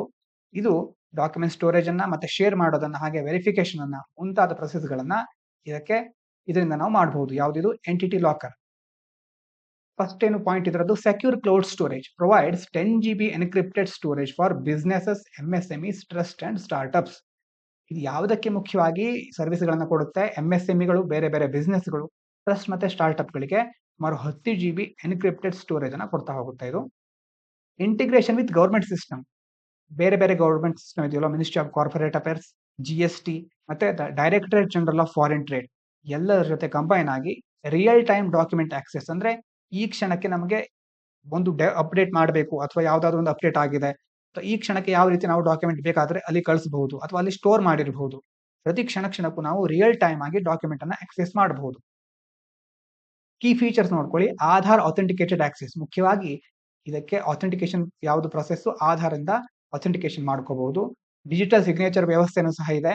ಕನ್ಸೆಂಟ್ ಬೇಸ್ಡ್ ಶೇರಿಂಗ್ ಅಂತಂದ್ರೆ ಯಾರಾದ್ರೂ ಒಬ್ರು ಕನ್ಸೆಂಟ್ ಇದ್ರೆ ಮಾತ್ರ ಅವರ ಅನುಮತಿ ಇದ್ರೆ ಮಾತ್ರ ಶೇರ್ ಮಾಡ್ಲಿಕ್ಕೆ ಸಾಧ್ಯ ಆಗುತ್ತೆ. ರಿಯಲ್ ಟೈಮ್ ವೆರಿಫಿಕೇಶನ್ ಅಂತಂದ್ರೆ ಈಗ ನೀವು ಅಪ್ಲೋಡ್ ಮಾಡಿದ್ರೆ ತಕ್ಷಣವೇ ಅದು ವೆರಿಫೈ ಆಗುತ್ತೆ ಆ ಕ್ಷಣದಲ್ಲಿ. ಅಂದ್ರೆ ಕೆಲವೊಂದ್ ಸಾರಿ ನಮ್ಗೆ ಯಾವ್ದೋ SMS ಬರುತ್ತೆ, ಅದು ಬಂದು ಎಷ್ಟೋ ದಿವಸಗಳ ನಂತರ ಅದು ವೆರಿಫೈ ಆಗುತ್ತೆ ಅನ್ನುವ ಪ್ರಕ್ರಿಯೆ ನಿಧಾನವಾಗಿ ಇಲ್ಲಿ ಇರೋದಿಲ್ಲ. ರಿಯಲ್ ಟೈಮ್ ಆನ್ ಸ್ಪಾಟ್ ಅಥವಾ ಆನ್ ಟೈಮ್ ನಲ್ಲಿ ವೆರಿಫಿಕೇಶನ್ ಆಗ್ತಾ ಹೋಗುತ್ತೆ. ಬೆನಿಫಿಟ್ಸ್ ನೋಡ್ಕೊಳ್ಳಿ, faster processing, reduced admin work, regulatory compliance and accountability tracking. ಬಹಳ ಬೇಗ ಪ್ರೊಸೆಸ್ ಆಗುತ್ತೆ. ಇನ್ನು ಬೇರೆ ಯಾರೋ ಒಂದು ಅಡ್ಮಿನ್ ಇದನ್ನ ನೋಡ್ಕೋಬೇಕು ಅಂತಿಲ್ಲ, ಅಡ್ಮಿನ್ ವರ್ಕ್ ಕಡಿಮೆ ಆಗುತ್ತೆ. ರೆಗ್ಯುಲೇಟರಿ ಕಾಂಪ್ಲಿಯನ್ಸ್, ಸರ್ಕಾರ ಬೇರೆ ಬೇರೆ ನಿಯಂತ್ರಕ ಕ್ರಮಗಳನ್ನ ಕೈಗೊಳ್ಳಿಕ್ಕೆ ಇದು ಸುಲಭ ಆಗುತ್ತೆ. ಅಕೌಂಟಬಿಲಿಟಿ ಅಂದ್ರೆ ಹೊಣೆಗಾರಿಕೆನ ಸರಿಯಾಗಿ ಟ್ರ್ಯಾಕ್ ಮಾಡಲಾಗುತ್ತೆ. ಯೂಸ್ ಕೇಸ್ ಎಲ್ಲೆಲ್ಲಿ ಇದನ್ನ ಯೂಸ್ ಮಾಡಬಹುದು? Vendor verification, MSME loan approval, FSSI compliance, GST MCA registration, corporate filings. ಬೇರೆ ಬೇರೆ ಮಾರಾಟಗಾರರು ವೆರಿಫಿಕೇಶನ್ ಮಾಡ್ಕೋಬಹುದು. ಮತ್ತೆ MSME ಗಳಿಗೆ ಲೋನ್ ಅಪ್ರೂವ್ ಮಾಡ್ಲಿಕ್ಕೆ, ಮತ್ತೆ food safety security standards authority of India ಅಂತ ಇದೆಯಲ್ವಾ, ಅದರ ರಿಲೇಟೆಡ್ ಆಗಿ ಏನಾದ್ರು ಕಾಂಪ್ಲಿಯನ್ಸ್ ಗಳಿದ್ರೆ, ಮತ್ತೆ GST MCA ರಿಜಿಸ್ಟ್ರೇಷನ್ ಹಾಗೂ ಕಾರ್ಪೊರೇಟ್ ಫೈಲಿಂಗ್ಗಳು ಎಲ್ಲದಕ್ಕೂ ಇದು ಉಪಯೋಗ ಆಗುತ್ತೆ. ಮುಂದಿನ ವಿಷಯ ನೋಡಿ, ಸರ್ಜಿಕಲ್ ಟೆಲಿರೋಬೋಟಿಕ್ ಸಿಸ್ಟಮ್. ಬಹಳ ಇಂಟ್ರೆಸ್ಟಿಂಗ್ ಆದಂತ ವಿಷಯ. India's first indigenous surgical telerobotic system SSI Mantra, ನೆನಪಿಟ್ಕೊಳ್ಳಿ ಪ್ರಿಲಿಮ್ಸ್ಗೋಸ್ಕರ, successfully performed 2 complex heart surgeries. The patient in Jaipur, surgeon in Gurgaon. ಏನಾಗ್ತಾ ಇದೆ ನೋಡಿ, ಸರ್ಜನ್ ಎಲ್ಲಿದ್ದಾರೆ? ಗುರ್ಗಾಂವ್ದಲ್ಲಿದ್ದಾರೆ. ಪೇಷಂಟ್ ಇರೋದು ಜೈಪುರದಲ್ಲಿ. ಆದ್ರೆ ಇಲ್ಲಿ ಟೆಲಿರೋಬೋಟಿಕ್ ಸಿಸ್ಟಮ್ ಅನ್ನ ಯೂಸ್ ಮಾಡಿಕೊಂಡು 2 ಕಾಂಪ್ಲೆಕ್ಸ್ ಆದ ಹಾರ್ಟ್ ಸರ್ಜರಿಗಳನ್ನ ನಡೆಸಿದ್ದಾರೆ. ಯಾವುದು ಇದು ಹೆಸರೇನು? SSI ಮಂತ್ರ. ಏನ್ ಹಾಗಾದ್ರೆ ಇದು? ಸರ್ಜಿಕಲ್ ಟೆಲಿರೋಬೋಟಿಕ್ ಸಿಸ್ಟಮ್ ಅಂದ್ರೆ ಸರ್ಜರಿ ಮಾಡುವಂತಹ ಟೆಲಿರೋಬೋಟಿಕ್ ಸಿಸ್ಟಮ್ ಇದು. ಇದಕ್ಕೆ ಅಪ್ರೂವಲ್ ಮತ್ತೆ ಸೇಫ್ಟಿ ಕೊಡೋದು ಯಾರು? Approved by CDSCO, central drugs standards control organisation, under class B and C surgical devices for safe hospital use. ಇದಕ್ಕೆ ಅಪ್ರೂವ್ ಮಾಡಿದ್ದು CDSCO. ಇದನ್ನ ಕ್ಲಾಸ್ B ಮತ್ತೆ C ಸರ್ಜಿಕಲ್ ಡಿವೈಸಸ್ ಮೂಲಕ ಕ್ಲಾಸಿಫಿಕೇಶನ್ ಮಾಡ್ತಾರೆ. ಇದು ಹಾಸ್ಪಿಟಲ್ ಯೂಸ್ಗೆ ಸೇಫ್ ಅಂತ ಅಪ್ರೂವ್ ಮಾಡಿದ್ದಾರೆ. Use in surgery enables complex procedures like totally endoscopic coronary artery bypass. ಈಗ ನಮ್ಮ ರಕ್ತನಾಳಗಳು ಆರ್ಟರಿಗಳೆಲ್ಲ ಇರುತ್ತಲ್ವಾ, ಏನಾದ್ರೂ ಬ್ಲಾಕ್ ಆಗಿದ್ರೆ ಎಂಡೋಸ್ಕೋಪಿಕ್ ಆಗಿ ಬೇರೆ ಬೇರೆ ಸಾಧನಗಳನ್ನ ಕಳಿಸೋ ಮೂಲಕ, ಕೆಲವೊಂದ್ ಸಾರಿ ಚಿಕ್ಕ ಕ್ಯಾಮೆರಾಗಳನ್ನ ಕಳಿಸಿ ಹಾರ್ಟ್ ಒಳಗಡೆ ಎಲ್ಲಿ ಬ್ಲಾಕೇಜ್ ಆಗಿದೆ ಅಂತ ನೋಡಬಹುದು. ಹಾಗೂ ಯಾವುದೇ ಸಾಧನಗಳ ನಮ್ಮ ದೇಹವನ್ನ, ಚರ್ಮವನ್ನ ಕತ್ತರಿಸದೆ ಅಂದ್ರೆ ಸೀಸರ್ಗಳನ್ನ ಯೂಸ್ ಮಾಡದೆ ಎಂಡೋಸ್ಕೋಪಿಕಲಿ ನಾವು ಇದನ್ನ ಮಾಡ್ಲಿಕ್ಕೆ ಸಾಧ್ಯ ಇದೆ. ಅಂತಹ ಕಾಂಪ್ಲೆಕ್ಸ್ ಪ್ರೊಸೀಜರ್ಗಳಿಗೂ ಸಹ ಈ ಟೆಲಿರೋಬೋಟಿಕ್ ಸಿಸ್ಟಮ್ ಅನ್ನ ಯೂಸ್ ಮಾಡಬಹುದು. ಅಡ್ವಾಂಟೇಜಸ್ ಏನು? ಫಾಸ್ಟರ್ ಆಪರೇಷನ್, ಬೇಗ ಆಪರೇಷನ್ ಗಳನ್ನ ಮುಗಿಸಬಹುದು. ಬೆಟರ್ ಪ್ರಿಸಿಷನ್, ಹೆಚ್ಚು ನಿಖರವಾಗಿರುತ್ತೆ. ಮಿನಿಮಲ್ ಟ್ರಾಮಾ, ಹೆಚ್ಚು ಟ್ರಾಮಾ ಅಂತ ಕೆಲವೊಂದು ಅಸ್ವಸ್ಥತೆಗಳು ಉಂಟಾಗೋದಿಲ್ಲ. ರೆಡ್ಯೂಸ್ಡ್ ಬ್ಲಡ್ ಲಾಸ್ ಆಗೋದು ಕಡಿಮೆ ಆಗುತ್ತೆ. ಕ್ವಿಕರ್ ರಿಕವರಿ, ಬಹಳ ಬೇಗ ಗುಣಮುಖರಾಗ್ತಾರೆ. ಆದ್ರೆ ಕೆಲವೊಂದು ಚಾಲೆಂಜಸ್ ಇದೆ. ಮೊದಲೇ ಹೇಳಿದಾಗೆ ಡಾಕ್ಟರ್ ಇರೋದು ಬೇರೆ ಕಡೆ, ಈ ಟೆಲಿರೋಬೋಟಿಕ್ ಸಿಸ್ಟಮ್ ಇರೋದು ಇನ್ನೊಂದು ಕಡೆ. ಎರಡರ ನಡುವೆ ಇಂಟರ್ನೆಟ್ ಕನೆಕ್ಷನ್ ಅಥವಾ ಆ ಒಂದು ವ್ಯವಸ್ಥೆ ಇರಲೇಬೇಕಾಗುತ್ತೆ, ಆಗ ಅದು ಕನೆಕ್ಟ್ ಆಗ್ಲಿಕ್ಕೆ ಸಾಧ್ಯ. ಲೇಟೆನ್ಸಿ ಇಶ್ಯೂಸ್ ಅಂತಂದ್ರೆ ಡಿಲೇ ಆಗೋದು. ಎಷ್ಟು ಡಿಲೇ ಆದ್ರೆ, ಸ್ವಲ್ಪ ಡಿಲೇ ಆದ್ರೂ ಕೆಲವೊಂದು ದೊಡ್ಡ ಸಮಸ್ಯೆಗಳು ಎದುರಾಗುವ ಸಾಧ್ಯತೆಗಳಿರುತ್ತೆ. ಹೈ ಕಾಸ್ಟ್, ಇದಕ್ಕೆ ಬಹಳ ಖರ್ಚು ಮಾಡಬೇಕಾಗುತ್ತೆ. ಲಿಮಿಟೆಡ್ ಅವೈಲಬಿಲಿಟಿ, ಎಲ್ಲಾ ಕಡೆ ಇದು ಲಭ್ಯ ಇಲ್ಲ. ಕೆಲವು ಸಂಸ್ಥೆಗಳು ಹೊಸ ಟೆಕ್ನಾಲಜಿಗಳನ್ನ ಅಳವಡಿಸಿಕೊಳ್ತಾ ಇವೆ. ಟೆಕ್ನಿಕಲ್ ಪ್ರಿಪೇರ್ಡ್ನೆಸ್, ಮುಖ್ಯವಾಗಿ ಎಲ್ಲಾ ಟೆಕ್ನಾಲಜಿ, ಒಂದು ಸರ್ಜರಿ ರೋಬೋಟ್ ಮೂಲಕ ನಡೀತಾ ಇದೆ ಅಂತಂದ್ರೆ ಅದಕ್ಕೆ ಬಹಳಷ್ಟು ಟೆಕ್ನಿಕಲ್ ಆಸ್ಪೆಕ್ಟ್ಗಳು ಸರಿಯಾಗಿರ್ಬೇಕಾಗತ್ತೆ. ಆಗ ಮಾತ್ರ ಸರ್ಜರಿ ಸರಿಯಾಗ್ಲಿಕ್ಕೆ ಸಾಧ್ಯ. ಮುಂದಿನ ವಿಷಯ ಆಸ್ಟ್ರಲೋಪಿಥಿಕಸ್. ಇದನ್ನ ನೀವು ಬಯಾಲಜಿಲಿ ಕೇಳಿರಬಹುದು. ನಮ್ಮ ವಿಕಾಸವಾದ ಎವಲ್ಯೂಷನ್ ಥಿಯರಿಯಲ್ಲಿ ಇದು ಬರುತ್ತೆ. Study of australopithecus fossils from Sterkfontein, South ಆಫ್ರಿಕಾದ ಒಂದು ಸ್ಟೆರ್ಕೋಫೋಂಟಿನ್ ಅಲ್ಲಿ ಆಸ್ಟ್ರಲೋಪಿಥಿಕಸ್ ರಿಲೇಟೆಡ್ ಆಗಿರೋ ಒಂದು ಫಾಸಿಲ್ಗಳನ್ನ, ಪಳೆಯುಳಿಕೆಗಳನ್ನ ಸ್ಟಡಿ ಮಾಡ್ತಾ ಇದ್ದಾರೆ. ಅದು ಎಷ್ಟು ವರ್ಷ ಹಳೆಯದು? 3.5 ಮಿಲಿಯನ್ ಇಯರ್ಸ್ ಓಲ್ಡ್. ಅಷ್ಟು ವರ್ಷ, 3.5 ಮಿಲಿಯನ್ ಇಯರ್ಸ್ ಹಳೆಯ ಒಂದು ಪಳೆಯುಳಿಕೆಯನ್ನು ಸ್ಟಡಿ ಮಾಡಿದಾಗ ಏನ್ ಗೊತ್ತಾಗುತ್ತೆ ಅಂತಂದ್ರೆ, they had a mostly plant based diet. ಅವರ ಆಹಾರದಲ್ಲಿ ಹೆಚ್ಚು ಸಸ್ಯಗಳನ್ನ ಬಳಸ್ತಾ ಇದ್ರು. It also eight variety of foods. ಅದರ ಜೊತೆಗೆ ಬೇರೆ ಬೇರೆ ಫುಡ್ಗಳನ್ನ, ಬೇರೆ ಬೇರೆ ರೀತಿಯ ಆಹಾರಗಳನ್ನು ಬಳಸ್ತಾ ಇದ್ರು ಅಂತ ಗೊತ್ತಾಗುತ್ತೆ. ಆಸ್ಟ್ರಲೋಪಿಥಿಕಸ್ ಅಂತಂದ್ರೆ ಏನು? Extinct group of primates considered early relatives of humans. ನಮ್ಮೆಲ್ಲರ ಹಿಂದಿನ ಪೂರ್ವಜರು ಇವರು ಆಸ್ಟ್ರಲೋಪಿಥಿಕಸ್ಗಳು. ಟೈಮ್ ಪೀರಿಯಡ್, ಇವರ ಯಾವಾಗ ಇವರು ಬದುಕಿದ್ರು? Lived between 4.4 million years to 1.4 million years ago, ಅಂದ್ರೆ 4.4 ಸುಮಾರು 44 ವರ್ಷದಿಂದ ಸುಮಾರು 14 ಲಕ್ಷ ವರ್ಷಗಳ ಹಿಂದೆ, 44 ಲಕ್ಷ ವರ್ಷದಿಂದ 14 ಲಕ್ಷ ವರ್ಷಗಳ ಹಿಂದೆ ಇವರ ಕಾಲಾವಧಿ ಇತ್ತು. During the Pliocene and Pleistocene epoch, ಈ ಎರಡು ಎಪೋಕ್ ನ ಒಂದು ಕಾಲಾವಧಿಯಲ್ಲಿ ಇವರು ಜೀವಿಸಿದ್ರು. ಫೇಮಸ್ ಫಾಸಿಲ್ ನೋಡ್ಕೊಳ್ಳಿ, ಲ್ಯೂಸಿ ಅಂತ ಕರೀತಾರೆ. Well preserved skeleton. ಇದನ್ನ ಒಂದು ವಸ್ತು ಸಂಗ್ರಹಾಲಯದಲ್ಲಿ ವೆಲ್ ಪ್ರಿಸರ್ವ್ ಮಾಡಿಟ್ಟಿದ್ದಾರೆ. ಫೌಂಡ್ ಇನ್ ಇಥಿಯೋಪಿಯಾ, ಇಥಿಯೋಪಿಯಾದಲ್ಲಿ ಇದಿದೆ. Dated to 3.2 million years ago. ಎಷ್ಟು ವರ್ಷ ಹಳೆಯದು ಇದು ಲ್ಯೂಸಿ ಅನ್ನೋದು? ಸುಮಾರು 32 ಲಕ್ಷ, 3.2 ಮಿಲಿಯನ್ ಇಯರ್ಸ್ ಹಳೆಯ ಒಂದು ಫಾಸಿಲ್ ಇದು. ಫಿಸಿಕಲ್ ಫೀಚರ್ಸ್ ನೋಡೋದಾದ್ರೆ ಹೇಗಿರ್ತವೆ ಆಸ್ಟ್ರೋಲೋಪಿಥೆಕಸ್ಗಳು? ಸ್ಮಾಲ್ ಬ್ರೈನ್, ಅಂದ್ರೆ ನಮ್ಮ ಬ್ರೈನ್ ಇದೆಯಲ್ಲ, ನಮ್ಮ ಬ್ರೈನ್ 3 ಪಾರ್ಟ್ ಇದೆ ಅಂತಂದ್ರೆ ಅದರಲ್ಲಿ ಒಂದು ಪಾರ್ಟ್ ಮಾತ್ರ ಈ ಆಸ್ಟ್ರೋಲೋಪಿಥೆಕಸ್ ಬ್ರೈನ್ ಇರುತ್ತೆ. 3ನೇ ಒಂದು ಭಾಗದಷ್ಟು ಮಾತ್ರ ಆಸ್ಟ್ರೋಲೋಪಿಥೆಕಸ್ಗಳ ಬ್ರೈನ್ ಇರುತ್ತೆ. ಏಪ್ ಲೈಕ್ ಫೇಸ್ ಅಂದ್ರೆ ಮುಖ್ಯವಾಗಿ ವಾನರ ರೂಪದ ಮುಖ ಇರುತ್ತೆ. ಲಾಂಗ್ ಆರ್ಮ್ಸ್ ಫಾರ್ ಕ್ಲೈಂಬಿಂಗ್, ಉದ್ದವಾದ ಕೈಗಳು ಮರಗಳನ್ನು ಹತ್ತಲಿಕ್ಕೆ. ಬಟ್ ವಾಕ್ಡ್ ಆನ್ 2 legs, 2 ಕಾಲುಗಳಿಂದ ನಡೀತಾ ಇದ್ರು ಇವರು. ಇವಿಷ್ಟು ಅದರ ಫಿಸಿಕಲ್ ಫೀಚರ್ಗಳು. ಡಯಟ್ ಬಗ್ಗೆ ಈಗ ಸ್ಟಡಿ ನಡೆದಿರೋದು. ಮೇನ್ಲಿ ಪ್ಲಾಂಟ್ಸ್, ಮುಖ್ಯವಾಗಿ ಸಸ್ಯಗಳನ್ನ ಸೇವಿಸ್ತಾ ಇದ್ರಂತೆ. Leaves, fruits, seeds, roots, nuts, ಅದರ ಜೊತೆ ಕೆಲವೊಂದು ಇನ್ಸೆಕ್ಟ್ಗಳನ್ನ, ಕೆಲವೊಂದು ಕೀಟಗಳನ್ನು ಸಹ ಇವರು ಸೇವಿಸ್ತಾ ಇದ್ರು ಅಂತ ಸ್ಟಡಿ ಮೂಲಕ ಕಂಡು ಬಂದಿದೆ. Next RBC and ARC. RBC ಅಲ್ಲ, RBI. RBI ಅಂತಂದ್ರೆ reserve Bank of India. ARC ಅಂತಂದ್ರೆ ಅಸೆಟ್ ರೀಕನ್ಸ್ಟ್ರಕ್ಷನ್ ಕಂಪನೀಸ್. ಏನು ಅಸೆಟ್ ರೀಕನ್ಸ್ಟ್ರಕ್ಷನ್ ಕಂಪನಿಗಳು? ಎಷ್ಟೋ ಬ್ಯಾಂಕ್ಗಳು ಕೆಲವರಿಗೆ ಸಾಲ ಕೊಟ್ಟಿರುತ್ತವೆ. ಅವರು ಸಾಲ ಕೊಡದೆ ಬೇರೆ ಕಡೆ ತಪ್ಪಿಸ್ಕೊಂಡ್ಬಿಡ್ತಾರೆ, ಅಥವಾ ಯಾವುದೋ ಒಂದು ಅಡ ಇಡೋದನ್ನ ಅಲ್ಲೇ ಬಿಟ್ಟು ಬೇರೆ ಕಡೆ ಓಡ್ ಹೋಗ್ಬಿಡ್ತಾರೆ. ಈಗ ARCಗಳಿದೆಯಲ್ವಾ, ಅಸೆಟ್ ರೀಕನ್ಸ್ಟ್ರಕ್ಷನ್ ಕಂಪನಿಗಳು, ಇವೇನ್ ಮಾಡುತ್ತೆ ಅಂತಂದ್ರೆ ಬ್ಯಾಂಕ್ನ ಎಷ್ಟೋ ಬ್ಯಾಡ್ ಲೋನ್ಗಳನ್ನ, ಅಂದ್ರೆ ಅವರು ಪೂರೈಸದೇ ಇರೋ ಸಾಲಗಳನ್ನ, ಆ ಒಂದು ಜವಾಬ್ದಾರಿಯನ್ನ ಇವರು ವಹಿಸ್ಕೊಳ್ತಾರೆ, ಅಸೆಟ್ ರೀಕನ್ಸ್ಟ್ರಕ್ಷನ್ ಕಂಪನಿಗಳು. ಆ ಸಾಲ ತಾವು ನೋಡ್ಕೊಳ್ತೀವಿ ಅಂತ ಸಾಲವನ್ನ ತಾವು ತಗೊಂಡು ಬ್ಯಾಂಕಿಗೆ ಕೆಲವು ಮೊತ್ತದ ಹಣವನ್ನ ಕೊಡ್ತಾರೆ, ಸ್ವಲ್ಪ ಹಣವನ್ನ ಬ್ಯಾಂಕಿಗೆ ಕೊಡ್ತಾರೆ. ಬ್ಯಾಂಕಿಗೆ ಏನು ಬರ್ತಾ ಇರೋದಿಲ್ಲ, ಸ್ವಲ್ಪ ಆದ್ರೂ ಹಣ ಬಂತು ಅಂತ ಸಮಾಧಾನ ಆಗುತ್ತೆ. ಈ ಎಲ್ಲ ಲೋನ್ಗಳ ಜವಾಬ್ದಾರಿಯನ್ನ ಈ ARCಗೆ ವಹಿಸುತ್ತೆ.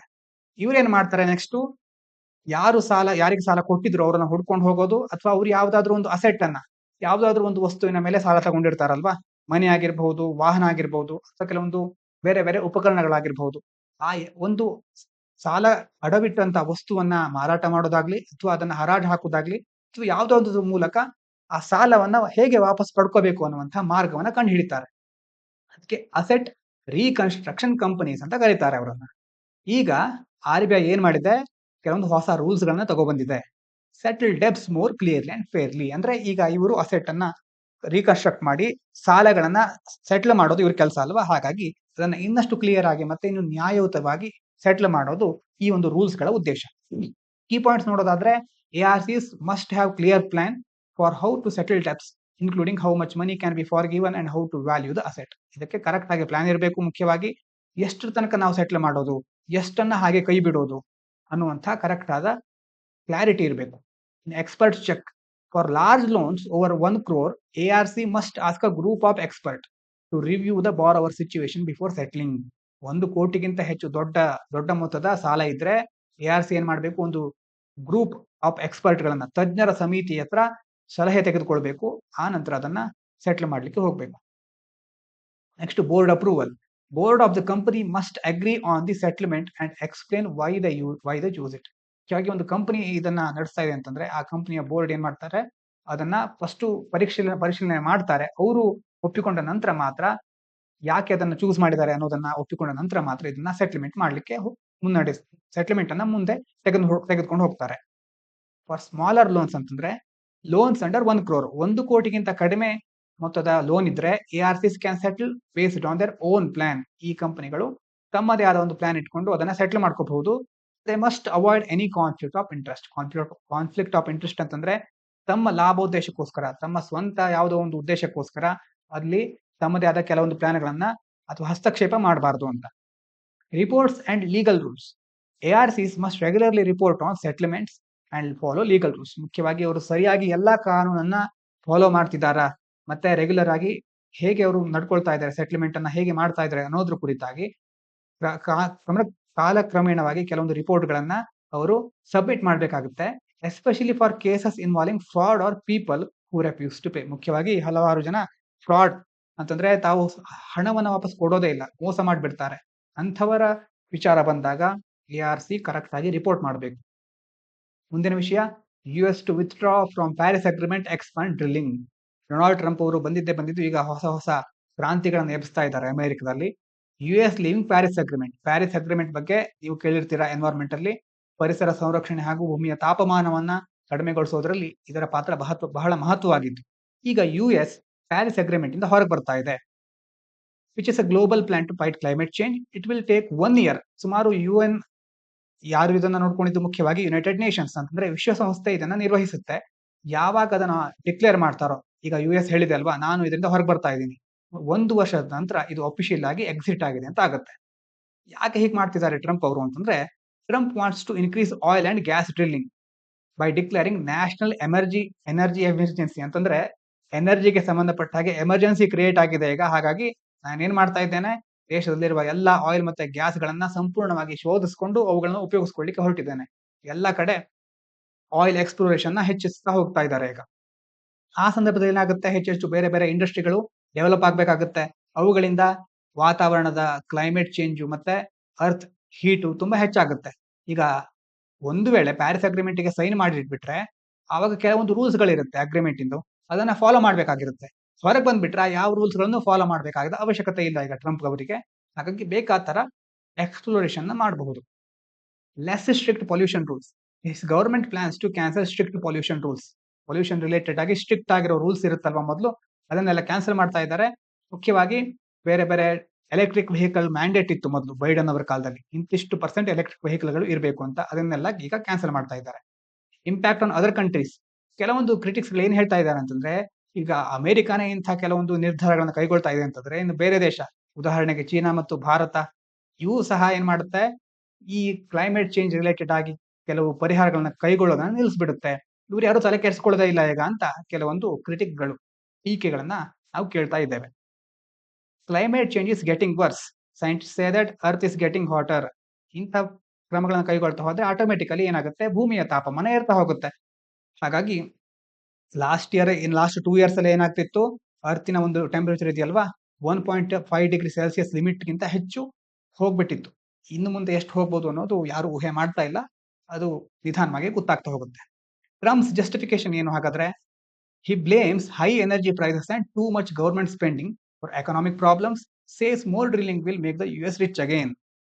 ಕೆಲವೊಂದು ಅವರ ವಾದ ಏನು, ಮತ್ತೆ US ನ ರಿಚ್ ಮಾಡೋದು. ಈಗೇನು ಪುವರ್ ಕಂಟ್ರಿ ಆಗಿದೆ ಅಂತಲ್ಲ, ಇನ್ನಷ್ಟು ರಿಚ್ ಮಾಡೋದು ಅವರ ಗುರಿ. ಹಾಗಾಗಿ ಹೇಗ್ ಬೇಕೋ ಹಾಗೆ ಜನರಿಗೆ ಬೇಕಾದ ಹಾಗೆ ನಾನು ಅವಕಾಶ ಕೊಡ್ತಾ ಇದ್ದೇನೆ.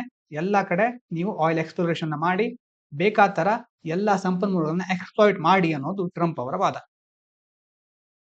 ಇನ್ನು ಕೆಲವೊಂದು ದೊಡ್ಡ ಆರ್ಟಿಕಲ್ ಇತ್ತು ಸೈನ್ಸ್ ಅಂತ. ಏನ್ ಹೇಳ್ತಾರೆ ಅಂತಂದ್ರೆ ಎಕ್ಸಸೈಸ್ ಅಂಡ್ ನರ್ವ್ ಹೆಲ್ತ್. ಮುಖ್ಯವಾಗಿ ಇಲ್ಲಿ ಹೇಳೋದು exercise can help neurons to grow. ನಾವು ಎಕ್ಸಸೈಸ್ ಮಾಡ್ತಾ ಇದ್ದ ಹಾಗೆ ನಮ್ಮ ನ್ಯೂರಾನ್ಗಳು, ನರ್ವ್ ಸೆಲ್ಗಳು ಗ್ರೋ ಆಗ್ತಾ ಹೋಗುತ್ತೆ. ಮತ್ತೆ ಈಗ ರಿಸರ್ಚ್ ಗಳು ಏನ್ ಹೇಳ್ತಾ ಇದೆ ಅಂತಂದ್ರೆ, ಎಕ್ಸಸೈಸ್ ಮಾಡಿದಾಗ ಕೆಲವೊಂದು ಕೆಮಿಕಲ್ಗಳು ರಿಲೀಸ್ ಆಗುತ್ತೆ, ಮಿಯಾಕಿನ್ಸ್ ಅಂತ. ಅದೇನ್ ಮಾಡುತ್ತೆ, ನರ್ವ್ಗಳು ಬಹಳ ಬೇಗ ಗ್ರೋ ಆಗ್ಲಿಕ್ಕೆ, ಕನೆಕ್ಟ್ ಆಗ್ಲಿಕ್ಕೆ ಹೆಲ್ಪ್ ಮಾಡುತ್ತೆ. ಇದರಿಂದ ನರ್ವ್ಗಳು ಸ್ಟ್ರಾಂಗ್ ಆಗುತ್ತೆ ಮತ್ತೆ ಹೆಚ್ಚು ಫಂಕ್ಷನ್ ಗಳನ್ನ ಮಾಡ್ಲಿಕ್ಕೆ ಸಾಧ್ಯ ಆಗುತ್ತೆ. ಮತ್ತೆ ಅದೇ ರೀತಿ ಮೆಕ್ಯಾನಿಕಲ್ ಸ್ಟಿಮ್ಯುಲೇಷನ್ ಬೂಸ್ಟ್ ನ್ಯೂರಾನ್ಸ್. ಮುಖ್ಯವಾಗಿ ಈಗ ಮಯೋಕಿನ್ ಇಲ್ಲದೆ ಇದ್ರು ಸಹ ನಾವು ಎಕ್ಸಸೈಸ್ ಕರೆಕ್ಟ್ ಆಗಿ ಮಾಡಿದ್ರೆ ನರ್ವ್ ಗ್ರೋತ್ ಹೆಚ್ಚಾಗ್ತಾ ಇರುತ್ತೆ. ಮತ್ತೆ ಹೆಲ್ತ್ ಆಫ್ ನರ್ವ್ ಸಹ ಇದರಿಂದ, ಅಂದ್ರೆ ಒಂದೇ ಪಾಯಿಂಟ್ ಅನ್ನ ಅವರು ಮುಖ್ಯವಾಗಿ ಹೇಳಿದ್ದು, ಮುಖ್ಯವಾಗಿ ಎಕ್ಸಸೈಸ್ ಮತ್ತೆ ನರ್ವ್ ಹೆಲ್ತ್ ಇದೆರಡು ಕನೆಕ್ಟ್ ಆಗಿದೆ ಅಂತ. ಇನ್ನು ಕೆಲವೊಂದು ಟ್ರೀಟ್ಮೆಂಟ್ ಗಳಿಗೆ ಸಹ ನಾವು ಎಕ್ಸಸೈಸ್ ಅನ್ನ ಯೂಸ್ ಮಾಡ್ಕೋಬಹುದು. ಇದು ನರ್ವ್ ಡ್ಯಾಮೇಜ್ ಅನ್ನ ರಿಪೇರ್ ಮಾಡುತ್ತೆ. ಮತ್ತೆ ನ್ಯೂರೋ ಡಿಜನರೇಟಿವ್ ಡಿಸೀಸ್ಗಳು, ನರ್ವ್ಗಳು ಸವಕಳಿ ಆಗ್ತಾ ಬರುತ್ತಲ್ವಾ, ಅಂತಂದ್ರೆ ನರ್ವ್ ಸೆಲ್ಗಳು ನಾಶ ಆಗುತ್ತೆ. ಇದೆಲ್ಲವನ್ನ ನಾವು ಎಕ್ಸಸೈಸ್ ಮೂಲಕ ಮತ್ತೆ ಬಿಲ್ಡ್ ಮಾಡ್ಕೋಬಹುದು. ಬೇರೆ ಬೇರೆ ಮಸಲ್ಸ್ ಮತ್ತೆ ನರ್ವ್ಗಳ ನಡುವಿನ ಕಮ್ಯುನಿಕೇಶನ್ ಸಹ ವೃದ್ಧಿ ಆಗುತ್ತೆ ಅಂತ ಈ ಒಂದು ಆರ್ಟಿಕಲ್ ಅಲ್ಲಿ ಹೇಳಿದ್ದಾರೆ. ಹಾಗಾಗಿ ಇಷ್ಟು ದಿನ ಎಕ್ಸಸೈಸ್ ಮಾಡ್ತಾ ಇಲ್ಲದೆ ಇದ್ರೆ ಮತ್ತೆ ನೀವು ಸ್ಟಾರ್ಟ್ ಮಾಡುವ ಸಮಯ ಬಂದಿದೆ. ಮುಖ್ಯವಾಗಿ ಕೆಲವು ದಿವಸಗಳ ಹಿಂದೆ ಭಾರತ ಖೋ ಚಾಂಪಿಯನ್ಶಿಪ್ ನಲ್ಲಿ ಗೆದ್ದಿತ್ತು. ಖೋ ಅಂಡ್ ಇಂಡಿಯನ್ ಸ್ಪೋರ್ಟ್ಸ್ ಬಗ್ಗೆ ಒಂದು ಎಡಿಟೋರಿಯಲ್ ಇತ್ತು. ಸ್ವಲ್ಪ ನೋಡೋದಾದ್ರೆ Kho's popularity. Kho on ancient Indian sport, ಬಹಳ ಹಳೆಯ ಭಾರತೀಯ ಆಟ ಇದು. ಈಗ ಜಗತ್ನಲ್ಲಿ ಇದು ಬಹಳ ಪಾಪ್ಯುಲರ್ ಆಗಿಲ್ಲ. ಈಗ ಸದ್ಯ ಏನಾಗಿದೆ, ಭಾರತದ ಪುರುಷ ಮತ್ತು ಮಹಿಳೆಯರ ತಂಡ ಖೋದಲ್ಲಿ ಗೆದ್ದಿದೆ. ಆದ್ರೆ game still lakhs global recognition. ಮುಖ್ಯವಾಗಿ ಜಾಗತಿಕ ಮಟ್ಟದಲ್ಲಿ ಇದಕ್ಕೆ ಸರಿಯಾದ ರೆಕಗ್ನಿಷನ್ ಸಿಗ್ತಾ ಇಲ್ಲ. ಆದ್ರೆ ಬೇರೆ ಸ್ಪೋರ್ಟ್ಸ್ ನಾವು ಹೇಗಿದ್ದೇವೆ ಹಾಗಾದ್ರೆ? India is a strong power in cricket and chess. ಮುಖ್ಯವಾಗಿ ಕ್ರಿಕೆಟ್ ಮತ್ತು ಚೆಸ್ ನಲ್ಲಿ ಈಗ ನಾವು ಉತ್ತಮ ದೇಶವಾಗಿ, ಅದ್ಭುತವಾಗಿ ಹೊರಹೊಮ್ಮತಾ ಇದ್ದೇವೆ. Indian players like D. Gukesh, Koneru Hampi have had big success in chess, but they haven't received enough recognition or support. ಈಗ ಯಾವುದೋ ಒಂದು ಸೋಷಿಯಲ್ ಮೀಡಿಯಾ ಸ್ಟಾರ್ ನೋಡಿ, ಹಾಗೂ ಭಾರತಕ್ಕೋಸ್ಕರ ಹೋರಾಡ್ತಾ ಇರೋ ಸೈನಿಕರು ನೋಡಿ, ಅಥವಾ ಈ ಸ್ಪೋರ್ಟ್ಸ್ ಪರ್ಸನ್ ಗಳು ನೋಡಿ, ಯಾರಿಗೆ ಹೆಚ್ಚು ಮನ್ನಣೆ ಸಿಗ್ತಾ ಇದೆ ಗೊತ್ತಿರಬಹುದು? ಈ ಸೋಷಿಯಲ್ ಮೀಡಿಯಾ ಸ್ಟಾರ್ ಗಳಿಗೆ ಅಥವಾ ಇನ್ಫ್ಲೂಯೆನ್ಸರ್ಗಳು ಅಂತ ಹೇಳ್ಕೊಳ್ತಾರಲ್ವಾ, ಇವರುಗಳಿಗೆ. ಮುಖ್ಯವಾಗಿ ಬೇರೆ ಸೈನಿಕರಿಗಾಗ್ಲಿ ಅಥವಾ ಸ್ಪೋರ್ಟ್ಸ್ ಪರ್ಸನ್ಗಾಗ್ಲಿ ಸರಿಯಾದ ರೆಕಗ್ನಿಷನ್ ಸಿಗ್ತಾನೆ ಇಲ್ಲ. Disappointment in the Paris Olympics. ನಾವು ಪ್ಯಾರಿಸ್ ಒಲಿಂಪಿಕ್ಸ್ ಅಲ್ಲಿ ನಮ್ಮ ಪರ್ಫಾರ್ಮೆನ್ಸ್ ಏನಿತ್ತು ಅದು ಬಹಳ ಡಿಸಪಾಯಿಂಟ್ಮೆಂಟ್ ಉಂಟು ಮಾಡಿದೆ. ಮತ್ತೆ ಅದೇ ರೀತಿ ಗೋಲ್ಡ್ ಮೆಡಲ್ಗಳು ತುಂಬಾ ಕಡಿಮೆ ಬರ್ತಾ ಇದೆ. ಹೆಚ್ಚು ರ್ಯಾಂಕ್ಗಳು ನಮಗೆ ಸಿಗ್ತಾ ಇಲ್ಲ ಅದರಲ್ಲಿ. ಹಾಗಾಗಿ ಭಾರತ ಸ್ಪೋರ್ಟ್ಸ್ ಅಲ್ಲಿ ಸುಮಾರು ನಾವು ಇಷ್ಟು ಜನಸಂಖ್ಯೆನ ಹೊಂದಿದ್ದೇವೆ, 150 ಕೋಟಿ ಹತ್ರ. ಆದ್ರೂ ಸಹ ಸರಿಯಾಗಿ ನಮಗೆ ಮೆಡಲ್ ಸಿಗ್ತಾ ಇಲ್ಲ ಅಂತಂದ್ರೆ ಕ್ರೀಡಾಳುಗಳು ಇಲ್ಲ ಅಂತಲ್ಲ, ಸರಿಯಾಗಿ ಅದನ್ನ ಮ್ಯಾನೇಜ್ಮೆಂಟ್ ಮಾಡ್ತಾ ಇಲ್ಲ, ಮತ್ತೆ ಇಂಪ್ರೂವ್ಮೆಂಟ್ ಸರಿಯಾಗಿ ನೋಡ್ಕೊಳ್ತಾ ಇಲ್ಲ ಅಂತ ಅದರ ಅರ್ಥ. Improving sports management. ಹಾಗಾಗಿ ಮುಖ್ಯವಾಗಿ ಸ್ಪೋರ್ಟ್ಸ್ ಫೆಡರೇಷನ್‌ಗಳು ಬೇರೆ ಬೇರೆ ಈಗ ಕ್ರಿಕೆಟ್ ಅನ್ನ ಹೇಗೆ ನಾವು ಮ್ಯಾನೇಜ್ ಮಾಡ್ತಾ ಇದ್ದೇವೆ, ಅದರಿಂದ ಕಲ್ತು ಬೇರೆ ಬೇರೆ ಆಟಗಳಿಗೂ ಸಹ ಅದನ್ನ ಅಳವಡಿಸಿಕೊಳ್ಬೇಕು. The cricket board has improved infrastructure and shares revenue with players. ಮುಖ್ಯವಾಗಿ ಅಲ್ಲಿ ಏನಾಗ್ತಾ ಇದೆ, ಇನ್ಫ್ರಾಸ್ಟ್ರಕ್ಚರ್‌ನ ಇಂಪ್ರೂವ್ ಮಾಡಿದ್ದಾರೆ ಮತ್ತೆ ರೆವೆನ್ಯೂಗಳನ್ನ ಪ್ಲೇಯರ್ಸ್ ಜೊತೆ ಶೇರ್ ಮಾಡ್ತಾರೆ. ಇದನ್ನ ಬೇರೆ ಆಟಗಳು ಸಹ ರೆಪ್ಲಿಕೇಟ್ ಮಾಡಬಹುದು. ಅದರ ಜೊತೆ need for better infrastructure and support. ಮುಖ್ಯವಾಗಿ ಈಗ ಬೇರೆ ಬೇರೆ ಖೋ-ಖೋ, ಕಬಡ್ಡಿ, ಚೆಸ್ ಎಲ್ಲದಕ್ಕೂ ಸಂಬಂಧಪಟ್ಟ ಹಾಗೆ ಯಾವುದೇ ಆಟ ಇರಲಿ ಅದಕ್ಕೆ ಬೇಕಾದ ಇನ್ಫ್ರಾಸ್ಟ್ರಕ್ಚರ್‌ಗಳನ್ನ, ಮೂಲಸೌಕರ್ಯಗಳನ್ನ ಒದಗಿಸಬೇಕು. Programmes like Khelo India need to be reviewed to see if they are effective using their budget. ಕೆಲವೊಂದು ಹೊಸ ಹೊಸ ಕಾರ್ಯಕ್ರಮಗಳು ಬರ್ತಾ ಇರುತ್ತೆ. ಆದ್ರೆ ಅವು ಅಂತಹ ಕಾರ್ಯಕ್ರಮಗಳಿಗೆ ಎಷ್ಟೋ ಬಜೆಟ್ ಅನ್ನ ಅಲೋಕೇಟ್ ಮಾಡಿರ್ತಾರೆ. ಆ ಬಜೆಟ್ ಎಲ್ಲ ಎಲ್ಲಿ ಹೋಗುತ್ತೆ? ಕ್ರೀಡಾಳುಗಳಿಗೆ ಸರಿಯಾದ ದುಡ್ಡು ಸಿಗ್ತಾ ಇದೆಯಾ? ಅಥವಾ ಅದರ ಇನ್ಫ್ರಾಸ್ಟ್ರಕ್ಚರ್ ಅಂತ ಹೆಸರಿನಲ್ಲೇ ಕೆಲವೊಂದು ಹಣವನ್ನ ಸ್ವಾಹ ಮಾಡ್ತಾ ಇದ್ದಾರಾ? ಅನ್ನೋದನ್ನ ಸರಿಯಾಗಿ ಪರಿಶೀಲನೆ ಮಾಡಬೇಕಾದ ಅವಶ್ಯಕತೆ ಇದೆ ಅಂತ ಈ ಆರ್ಟಿಕಲ್ ಹೇಳುತ್ತೆ. ಇವತ್ತಿನ ವೊಕ್ಯಾಬ್ಯುಲರಿ ನೋಡೋದಾದ್ರೆ ಫಿಕಲ್, ವಾಲಟೈಲ್, ಅನ್‌ಪ್ರೆಡಿಕ್ಟಬಲ್, ಚೇಂಜ್‌ಫುಲ್ ಅಂದ್ರೆ ಚಂಚಲ ಅಂತ ಅರ್ಥ. ಫಿಕಲ್ ಅಂತಂದ್ರೆ ಚಂಚಲ. So opinions are so fickle that you never know what he really thinks. ಅವನ ಒಪಿನಿಯನ್‌ಗಳು ಎಷ್ಟು ಚಂಚಲ ಅಂತಂದ್ರೆ ನಿಮ್ಗೆ ಗೊತ್ತೇ ಆಗಲ್ಲ ಅವನು ಏನು ಯೋಚನೆ ಮಾಡ್ತಾ ಇದ್ದಾನೆ ಅಂತ. ಎರಡನೇದು erratic, random, scattered or arbitrary. ಅನಿರ್ದಿಷ್ಟವಾಗಿರೋದು, ರ್ಯಾಂಡಮ್ ಆಗಿರೋದು ಅಂತ ಹೇಳ್ತೀವಲ್ವಾ. Erratic behaviour made it hard to trust him. ಅವನ ಬಿಹೇವಿಯರ್ ಹೇಗಿತ್ತು ಅಂದ್ರೆ ಅನಿರ್ದಿಷ್ಟವಾಗಿತ್ತು, ರ್ಯಾಂಡಮ್ ಆಗಿ ಅವನು ಬಿಹೇವ್ ಮಾಡ್ತಾ ಇದ್ದ. ಹಾಗಾಗಿ ಅವನನ್ನ ನಂಬೋದಕ್ಕೆ ಸಾಧ್ಯ ಆಗ್ತಿಲ್ಲ. ಸ್ಮ್ಯಾಕ್ ಅಂತಂದ್ರೆ ಹಿಟ್ಟೋದು. ಹಿಟ್ಟು ಅಂತಂದ್ರೆ ತಟ್ಟೋದು ಅಂತ ಹೇಳ್ತೀವಲ್ವಾ, ಹಿಟ್ ಮಾಡೋದು ಅಥವಾ ತಟ್ಟೋದು. ಸ್ಟ್ರೈಕ್, ಹೊಡೆಯೋದು ಅಂತಾನೆ ಹೇಳ್ಬೋದು. ಸೆಂಟೆನ್ಸ್ ನೋಡ್ಕೊಳ್ಳಿ. I think it's wrong to smack children. ಮಕ್ಕಳಿಗೆ ಹೊಡೆಯೋದು ನನ್ನ ಪ್ರಕಾರ ತಪ್ಪು ಅಂತ ಈ ಸ್ಟೇಟ್ಮೆಂಟ್ ಹೇಳುತ್ತೆ. ರಿಪಗ್ನೆಂಟ್ ಅಂತಂದ್ರೆ ಆಫುಲ್, ಡಿಸ್ಗಸ್ಟಿಂಗ್, ಅಗ್ಲಿ ಅಂತ ಹೇಳ್ತಾರೆ, ಅಸಹ್ಯಕರವಾದದ್ದು. Smell of the garbage was absolutely repugnant ಅಂತಂದ್ರೆ ಗಾರ್ಬೇಜ್ ಇಂದ ಬರ್ತಾ ಇರತಕ್ಕಂತ ಸ್ಮೆಲ್ಲು ಅಸಹ್ಯಕರವಾಗಿತ್ತು ಅಂತ ಹೇಳ್ತಿದ್ದಾರೆ. ಅಗೋನಿ ಅಂತಂದ್ರೆ ನೈಟ್ ಮೇರ್, ಮಿಸರಿ, ಟಾರ್ಚರ್ ಅಂತಂದ್ರೆ ಇಲ್ಲಿ ಟಾರ್ಚರ್ ಆಗೋದು ಅಂತಂದ್ರೆ ಅದಕ್ಕೆ ಕಷ್ಟ ಆಗ್ತಾ ಇರೋದು ಅಂತ ಹೇಳ್ಬೋದು, ಕಷ್ಟಕರ ಅಂತ ಹೇಳ್ಬಹುದು. She was ಅಗೋನಿ after breaking Har leg. ಆ ಕಾಲ್ ಮುರಿದು ಹೋದ ತಕ್ಷಣ ಅವಳಿಗೆ ತುಂಬಾ ಕಷ್ಟ ಆಯ್ತು, ಅಂದ್ರೆ ಅದೊಂದು ಕಷ್ಟದ ಪರಿಸ್ಥಿತಿ ಎದುರಾಯ್ತು ಅಂತ ಹೇಳ್ಬಹುದು. ಇಲ್ಲಿ PYQ ನೋಡೋದಾದ್ರೆ, if the RBI decide to adopt an expansionist monetary policy which of the following would it not do. ಯಾವುದನ್ನ ಇದು ಮಾಡೋಲ್ಲ. ಎಕ್ಸ್ಪಾನ್ಷನಿಸ್ಟ್ ಮಾನಿಟರಿ ಪಾಲಿಸಿ ಬಗ್ಗೆ ಕೇಳ್ತಾ ಇದ್ದಾರೆ. Cut and optimise the statutory liquidity ratio, increase the marginal standing facility rate, cut the bank rate and repo rate. ಇದರಲ್ಲಿ ಯಾವುದು correct option ಅಂತ click ಮಾಡಬೇಕು. ಈಗ ಮೊದಲು ಎಕ್ಸ್ಪಾನ್ಷನಿಸ್ಟ್ ಮಾನಿಟರಿ ಪಾಲಿಸಿ ಅಂತಂದ್ರೆ ಏನು? When the Reserve Bank of India increase the money supply to boost economy. Money ಸಪ್ಲೈನ increase ಮಾಡಲಿಕ್ಕೆ, ಎಕಾನಮಿನ ಬೂಸ್ಟ್ ಮಾಡಲಿಕ್ಕೆ RBI ಬೇರೆ ಬೇರೆ ಕ್ರಮಗಳನ್ನ ತೆಗೆದುಕೊಳ್ಳುತ್ತೆ. ಯಾವ್ದು? First one cutting statutory liquidity ratio, SLR ಅನ್ನ ಕಟ್ ಮಾಡೋದು. ಆವಾಗ ಬ್ಯಾಂಕ್ ಹತ್ರ ಹಣ ಹೆಚ್ಚಾಗುತ್ತೆ, ಅವ್ರು ಏನ್ ಮಾಡ್ತಾರೆ, ಬೇರೆ ಬೇರೆ ಸಾಲಗಳಿಗೆ ಅದನ್ನು ಉಪಯೋಗಿಸ್ಕೊಳ್ಬಹುದು. ಆವಾಗ ಅದು ಎಕ್ಸ್ಪ್ಯಾಂಡ್ ಆಗುತ್ತೆ. ಎಕ್ಸ್ಪಾನ್ಷನರಿ ಪಾಲಿಸಿ ಅಂತ ಅದನ್ನು ನಾವು ಕರಿಬಹುದು. ಎರಡನೇದು increasing marginal standing facility. Rising MSF makes borrowing from the RBI more expensive, which would reduce the liquidity. This is not part of expansionary policy. ಈಗ ಒಂದ್ ವೇಳೆ RBI MSF ಅನ್ನ ಇನ್ಕ್ರೀಸ್ ಮಾಡಿದ್ರೆ ಅವಾಗ ಏನಾಗುತ್ತೆ, RBI ಇಂದ ಬಾರೋ ಮಾಡ್ತೀವಲ್ವಾ, ಅದು ಬಹಳ ದುಬಾರಿ ಆಗುತ್ತೆ. ಆಗ ಲಿಕ್ವಿಡಿಟಿ, ಹಣದ ಹರಿವು ರೆಡ್ಯೂಸ್ ಆಗುತ್ತೆ. ಹಾಗಾಗಿ ಇದು ಎಕ್ಸ್ಪಾನ್ಷನರಿ ಪಾಲಿಸಿಯ ಭಾಗ ಅಲ್ಲ. Cutting bank rate and repo rate. ಈಗ ಒಂದ್ ವೇಳೆ ಬ್ಯಾಂಕ್ ರೇಟ್ ಮತ್ತೆ ರೆಪೋ ರೇಟ್ ಅನ್ನ ಕಟ್ ಮಾಡಿದ್ರೆ lower rates makes borrowing cheaper. ಕಡಿಮೆ ರೇಟ್ ಇದೆ ಅಂತಂದ್ರೆ ಹೆಚ್ಚು ಬಾರೋ ಮಾಡ್ತಾರೆ, which encourages spending and investment. ಹೆಚ್ಚು ಬಾರೋ ಮಾಡಿದಾಗ ಹೆಚ್ಚು ಹಣ ಬರುತ್ತೆ, ಹಣ ಬಂದದನ್ನ ಸ್ಪೆಂಡ್ ಮಾಡ್ತಾರೆ ಅಥವಾ ಇನ್ವೆಸ್ಟ್ ಮಾಡ್ತಾರೆ. ಅದು ಸಹ ಎಕ್ಸ್ಪಾನ್ಷನರಿ ಪಾಲಿಸಿ ಅಂತ ಕರೆಸ್ಕೊಳ್ಳುತ್ತೆ. ಹಾಗಾಗಿ ಎರಡನೇ ಆಪ್ಷನ್ ನೋಡಿದ್ವು ಅಲ್ವಾ, ಇನ್ಕ್ರೀಸಿಂಗ್ ಮಾರ್ಜಿನಲ್ ಸ್ಟ್ಯಾಂಡಿಂಗ್ ಫೆಸಿಲಿಟಿ, ಇದು ಅದಕ್ಕೆ ಸರಿಯಾದ ಕ್ರಮ ಅಲ್ಲ ಅಂತ ಕೇಳಿದ್ದು. ಯಾವುದು ಅಲ್ಲ ಅಂತ ಕೇಳಿದ್ದಾರೆ? RBI would not increase. ಅದಕ್ಕೆ ಉತ್ತರ MSF. Answer 2 only. ಮುಂದಿನ question, with reference to the Indian economy consider the following statements. It's inflation, ಇಲ್ಲಿ ಇನ್ಫ್ಲೇಷನ್ ಆಗಬೇಕು. Inflation is too high. Reserve Bank of India is likely to buy government security. Inflation ಹೆಚ್ಚಿದ್ರೆ Reserve Bank ಏನ್ ಮಾಡುತ್ತೆ, government ಸೆಕ್ಯೂರಿಟಿಯನ್ನು buy ಮಾಡುತ್ತಾ. ಎರಡನೇದು, if the rupee is rapidly depreciating, RBI is likely to sell dollars in the market. Rupee depreciate ಆಗ್ತಾ ಇದ್ರೆ RBI ಡಾಲರ್ಗಳನ್ನ sell ಮಾಡುತ್ತಾ? ಇನ್ನು if interest rates in the USA or European union were to fall, that is likely to induce RBI to buy dollars. ಬೇರೆ ಬೇರೆ US ಮತ್ತೆ European union ಅಲ್ಲಿ interest ರೇಟ್ಗಳು ಕಡಿಮೆ ಆಗ್ತಾ ಇದೆ ಅಂತಂದ್ರೆ ಅದರಿಂದ RBI ಡಾಲರ್ಗಳನ್ನ ಬೈ ಮಾಡಬಹುದಾ? ಹೈ ಇನ್ಫ್ಲೇಷನ್ ಮೊದಲನೇ ಸ್ಟೇಟ್ಮೆಂಟ್ ನೋಡೋದಾದ್ರೆ, if the inflation is too high, RBI will sell government securities to reduce the money supply. Inflation ಹೆಚ್ಚಾಗ್ತಾ ಇದೆ ಅಂತಾದ್ರೆ RBI ಗವರ್ಮೆಂಟ್ ಸೆಕ್ಯೂರಿಟಿನ ಸೆಲ್ ಮಾಡುತ್ತೆ, ಆ ಮನಿ ಸಪ್ಲೈಯನ್ನ ಕಡಿಮೆ ಮಾಡುತ್ತಾ? Which raises the interest rate and help reduce inflation. Statement is incorrect. ಅಂತಂದ್ರೆ ಇನ್ಫ್ಲೇಷನ್ ಹೈ ಆಗಿದೆ, RBI will sell government securities to reduce money supply, which raises the interest rate. Money government ಏನಾಗುತ್ತೆ, RBI ಗವರ್ಮೆಂಟ್ ಸೆಕ್ಯೂರಿಟಿನ sell ಮಾಡಿದಾಗ RBI ಹತ್ರ ಹಣ ಬರುತ್ತೆ. ಹಣ ಬಂದು ಅದನ್ನ ಏನಾಗುತ್ತೆ RBI ನೆಕ್ಸ್ಟ್ ಇಂಟ್ರೆಸ್ಟ್ ರೇಟ್ಗಳನ್ನ, RBI ಹತ್ರ ಹಣ ಹೆಚ್ಚಿದೆ ಅಂತಂದ್ರೆ ಇಂಟ್ರೆಸ್ಟ್ ರೇಟ್ ಹೆಚ್ಚು ಮಾಡುತ್ತೆ.